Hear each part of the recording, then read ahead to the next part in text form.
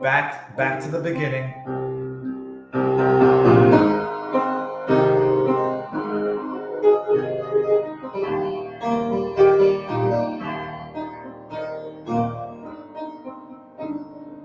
Ah, it's Throwback Thursday, people. What do you mean the connect? Throwback Thursday. We had to throw it back to a little acoustic. Let's go, Brandon. We're rolling on Rumble. I've taken the time to make sure that we have no technical glitches today, like we had yesterday. Audio, good. Audio looks good. So changing up of schedule today. Today we've got, as always, a good show, a good episode, a good day in life and reality. Fake fact checkers are at it again. Associated Press. Fake news is at it again. Supplements are now allegedly the cause of heart issues. We're going to get there. Wrong mic. We were almost good, people. That is you.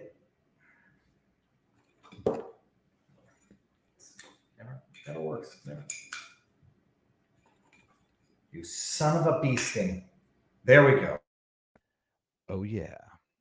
We're back. We never went anywhere. We're just better with better audio. There we go. It should be the proper mic. Now let's just say, let me pull a little Sam Harris TDS derangement dirty talk. That Trump bad man. So bad. He give me nightmares. When I close my eyes, I can see 1,000 miles in every direction. There is no one more evil than Donald Trump. Osama bin Laden himself is a better person than Donald Trump. Donald Trump is the worst person I have ever met, and I have never met him. Okay, we're good. So the schedule was going to be, we're going to do an hour. I was going to bring in James Topp. James Topp, people. National hero or public enemy number one. Depends on who you ask in Canada. Ask the citizenry, ask the people. James Topp has been on the channel at least 3 times now. Marched across Canada, Vancouver to Ottawa, to protest the repercussions that he suffered due to his unwillingness to submit to a certain medical procedure, the jab. What Kieran Moore refers to as a therapeutic with a 1 in 5,000 chance of myocarditis within a certain age bracket, 18-year-olds. James Topp is either a national hero, as Witro says, or he's public enemy number one, a racist, a hate-filled man, if you ask Anti-Hate Canada, or Justin Trudeau. He's going to come on right now. He is, the last time we checked, he was marching back across Newfoundland. And now, oh, that didn't work. Now he's, I don't know, there's news. I was told there's news, and we're going to find out what the news is. I see him in the back studio. I'm going to get ready to bring him in. James, if you can hear me, get ready to come in. Okay, he's nodding. Let's do this. James, sir, how are you doing? A bit of a grind today, but we continue to do the business here of marching. We're in New Brunswick. We just passed Fredericton not that long ago, and we're on our way to Edmundston. We continue to do the business of educating the public about what has been going on within the federal government sector and how mandates have negatively affected not just myself, by the way, thousands, if not tens of thousands of federal government workers. And specifically now, we're addressing the issue of Canadian Armed Forces members, serving members, who have been subject to what is called a 5F release, which basically means you are unsuitable for further service. Again, we had this conversation back in Newfoundland. We continue to march, to protest this, to raise awareness about the issue. There are a number of people within the Canadian population who do not realize the suffering that we have faced, that have been incurred on our members in the armed forces, individually, their families, the institution as a whole. Is facing significant structural stress because of the fact that we have this policy um, that has discriminated. It's discriminatory in nature. It is coercive. The folks who have decided to not participate are vilified, they're singled out, and they are forced out. This continues to happen.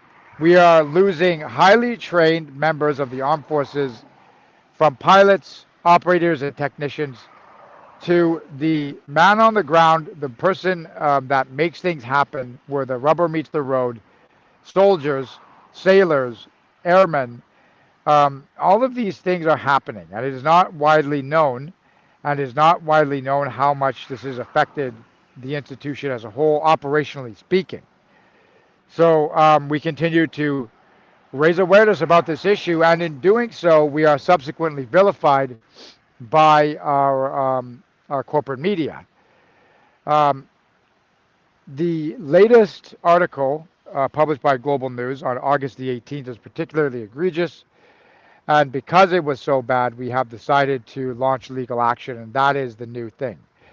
So again, it continues to be an issue of folks being negatively impacted, are raising awareness about the issue. And it's also important that we don't forget to speak about not just those person in the Department of National Defense, the federal government, is across various sectors, corporate and other private sectors, business owners who've had been forced to shut their businesses down. We continue to bring forward a potential solution called the 3 R's equals R. And that means repeal mandates, reinstate workers, grant restitution for wages lost, and we're going to have what we need to see in this population is a repair of the divide. Again, I have continued to encounter this.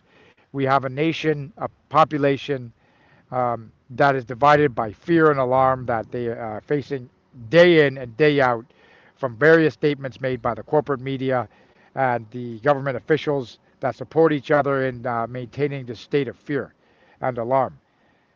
Again, this is the kind of a second front, if you will, that we are opening. I think it's time that those of us who have something to say and are vilified, that are censored in in a backdoor manner that we've seen, in which we have a corporate media that either does not cover us, or when they do, it's derogatory in nature. We have articles being written where you have guilt by association happening in the URL. You have blatant defamation. Let me bring it up, James. I think this is the article you're talking about, right? Good PR, why anti-hate experts are urging politicians to step up vetting practices, by Rachel Gilmore. And I'll just go to the editor's note. Editor's note, the URL for this story has been revised to omit a reference to, quote, white supremacist, end quote, to avoid any misunderstanding that persons named in the URL are associated with that label. Is this the original article, James, that, if I'm not misunderstanding things, effectively implied? So the fact of the matter is that the search engine optimization tags are more than likely continuing to be used. The URL needed to be changed, done so. However, that was on the public eye for a number of days before it got changed. And it wouldn't have got changed unless I and people who support me had pointed it out to Global News.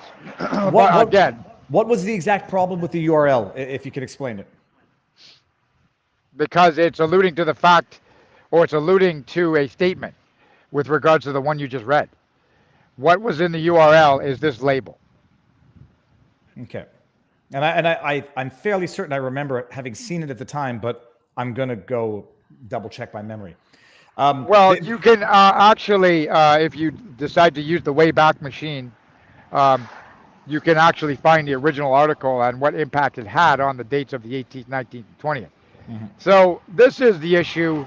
Again, when you read the actual article, at no time, despite the fact that my image is being used, without showing my face, of course, at our arrival in Ottawa, again, they are throwing up in a cloud of names and organizations my name, so that the public is under this kind of cognitive conditioning process where you have um, this guilt by association. When they hear my name, they automatically associate it with other nefarious individuals or organizations. And again, James, let this me is stop done. you. Can you fix your audio? Can you unplug or replug? I don't know what we have to do. It started getting very staticky.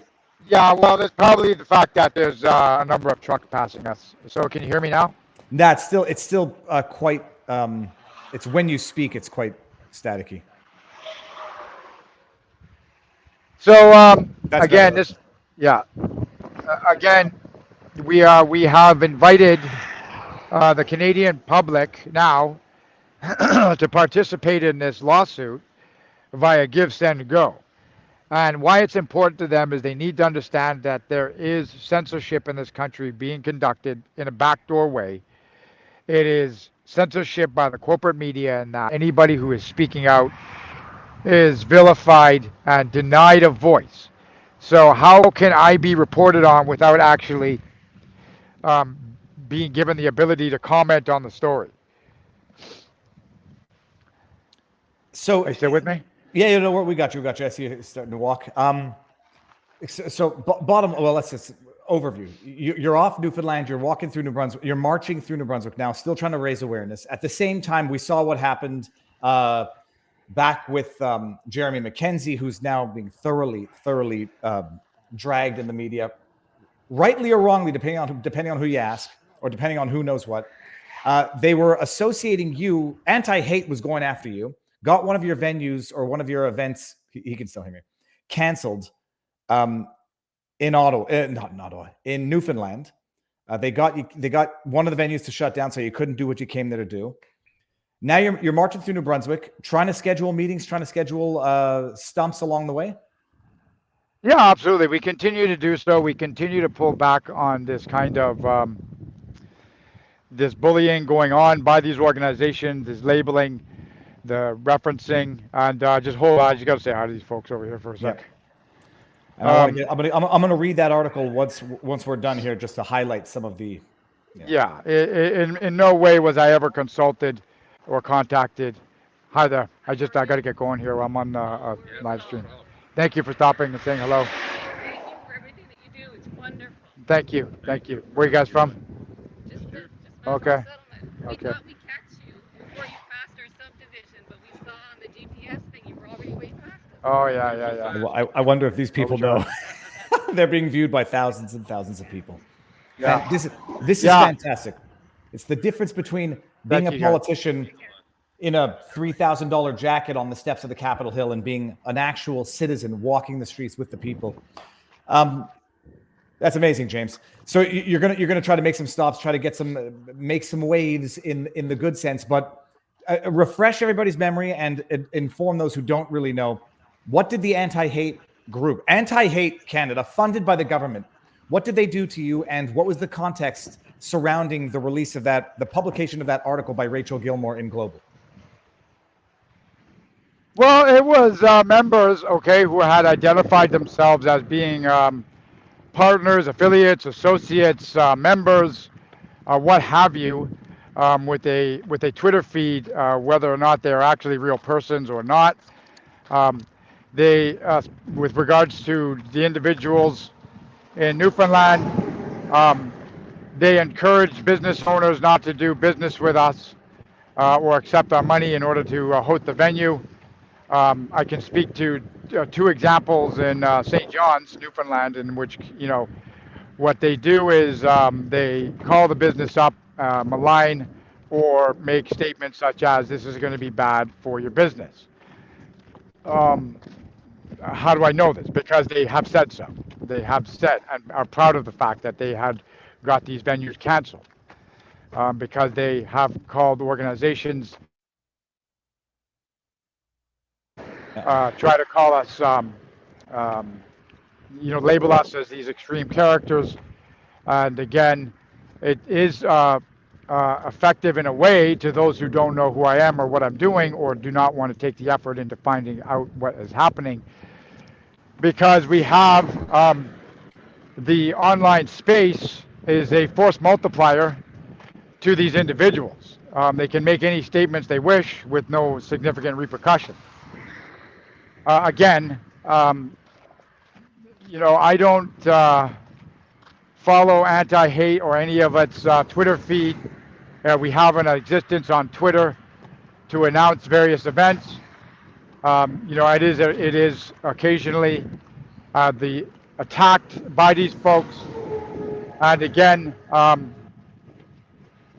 they post articles or make such posts that are derogatory in nature within their sphere of influence, and again misrepresent what I'm doing and what I'm about. This is at no point in time has any of them ever contacted me directly. They're more than willing to do so. I'm more than willing to have a conversation with them to understand exactly why they feel this way. What's it going to take for us to establish some meaningful communication here outside of just standing on the sidelines and shouting insults? This is not conducive to a free society, to a functioning democracy. This is, again, and I made a special video about this issue and with regards to the Global News article, when such extreme labels are attached, it has an ability to cause a disconnect in those that are susceptible to these things and make them act irrationally and, or on the spur of the moment. Now, as you can tell, I'm on a highway here marching in protest. I have a significant number of safety devices to minimize our risk. However, we are at risk.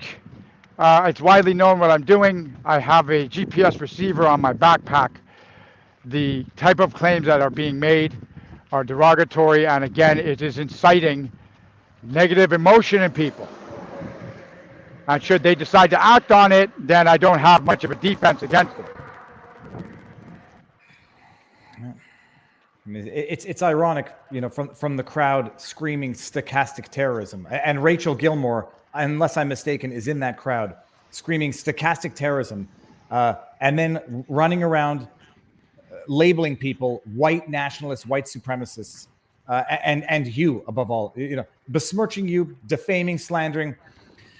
So what did you do? Did you send a lawyer's letter to Global? Yeah, that's what we're in the process of doing. We started up this. The legal fees will be significant. We started a give, send, go. We have a retainer agreement that is going to be paid. We have 6 weeks from the time the article was printed to send a letter. And I just want to put something out there, okay? With regards to Ms. Gilmore, I am open to a conversation with you at any time. Please contact us at CanadaMarches@protonmail.com, CanadaMarches@gmail.com. I'm more than willing to entertain a discussion about the issues of why I'm actually doing what I'm doing. Furthermore, hold on, James, unplug your mic again. Reboot your mic. Sorry, if something goes wrong, it's not wind, people. It's a technical. He said that mic needs to be up. And I can tell because it reboots on my end. I'll just wait for a second. This is kind of the most important part where we need it to be clear as to what's being. There you go. Yeah, I don't know how am I reading now? Now it just got better. Now hold on, let me just lower your volume before you do that. Okay, go for it. So you were extending an invitation to Rachel Gilmore. Yeah, absolutely, and I recognize her efforts as a journalist. I question some of her techniques. However, again, I would like to get more of an insight into what she does and how it works. And this is something that I understand too, that she may be placed in a difficult position or have been placed in a difficult position because of these articles. She is expected, I think, to write these things. And in doing so, it's not helpful to either one of us. So let's have a conversation about what I'm doing and why. So you are now lawyering up. You have to send a letter within 6 weeks, August, September. So you have some time. I forget if that 6 weeks is that a statutory requirement depending on the province? I believe so. Within the litigation law with regards to defamation lawsuits, there's a number of back and forth that has to happen within a certain time frame. So 6 weeks You've identified the letter. You've made the assessment that is defamatory in nature. Letter gets sent to the publisher. Um, they are asked to take the article down. They have, I think, 90 days to consider it. If it doesn't happen within that time frame, then the lawsuit goes forward. Mm-hmm. I'll pin the link to the GoFundMe after this, just so people can support if they so choose.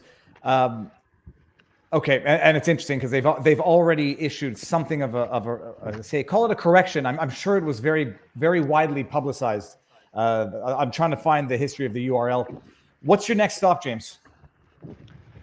Well, unfortunately, not long ago there was a passing of a good friend of mine. He actually put us up at his property. Veteran Tyson Bowen, retired sergeant. He had a property where he was turning into a resort for veterans called Real Canadian Recreation, named after his regiment that he served in, the Royal Canadian Regiment. Now, he had released from the military after 15 years. He opened his property to veterans so that they could come there with their families in rural Nova Scotia, enjoy some peace and quiet and some time away and unwind and participate in activities outdoors and other social events so that, they can just, they can vent. They have an audience. They have somebody that will listen to them. They have a place where they feel welcome. This is what he did. This is his legacy that he left for us because unfortunately he passed away suddenly. So we're going to head back to Nova Scotia and celebrate his life on Friday. And then we'll head back and resume marching probably in and around Woodstock, New Brunswick. Okay. I've just linked your Give, Send, Go. And if I said GoFundMe before, scratch that. No one should ever use GoFundMe again. Give, Send, Go. It's in the link and I'll pin it. James, is there anything you want to mention before we leave? Anything that we forgot to talk about or anything you want to leave us with? Yeah, I don't think so. Again, Tyson Bowen, his obituary is up. You can learn more about him. Donate in his name if you wish to organizations such as Wounded Warriors and Veteran Farmers. He went, he did a lot. He enlisted a lot of aid. He made it aware of, the issues facing veterans. He himself suffered from PTSD after 2 tours in Afghanistan in 2007 and 2010. This is a prominent issue. The number of service personnel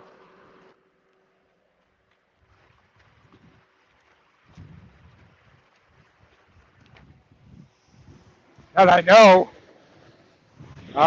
who have taken their lives, I've lost count. Okay, so it's something that should be probably brought to the public's attention as well. But other than that, we continue to do what we're doing here, and educate yourself. This is what this is about. You have a corporate media spoon feeding you fear and alarm on a daily basis. You have officials echoing that. People don't know what to do. They're confused, they're afraid. They fall into a state of apathy, and that leaves you more susceptible to being led down the wrong path. And in order to fight against that, we need to educate ourselves, be courageous, take some kind of action. It's got to be peaceful. It's got to be nonviolent. You're not going to accomplish anything any other way. And there needs to be a sustained effort. Okay, you can't just mail a letter, send an email, not receive a response, and then expect, throw your hands up in the air and say it's all over. And that's all I would like to leave everybody with. James, we will be in touch. I'm gonna go through that Rachel Gilmore article in a second. Godspeed. Keep on keeping on, and we'll catch up when there's stuff to catch up on. Sure. All right, man. Be safe and have a good one. Thank you. Thank you for having me on again. Anytime.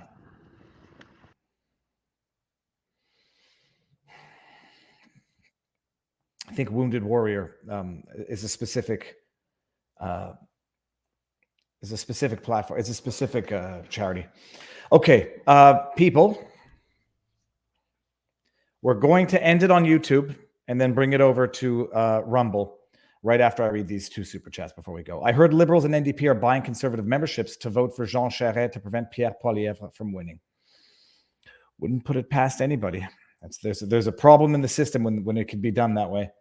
I want to support on Rumble, but the playback is broke. I want so badly for them to fix it. I also only see repeating memes for your live feeds. You shouldn't. When it goes live, the placeholder video becomes the stream. Okay, we're going to end it here. Take it over to Rumble. So there's 1,541 people here. Go on over to Rumble. The link is in the pinned comment. The GoFundMe for James is right there. If anybody wants to support, I'm going to go ahead and put the link one last time to Rumble right here. And now, oh, cheers to Viva Fries. Tears. Trudeau is God. Okay, yeah. I'm sure in his mind he is. All right, people, we are ending it on YouTube, going to Rumble exclusively now.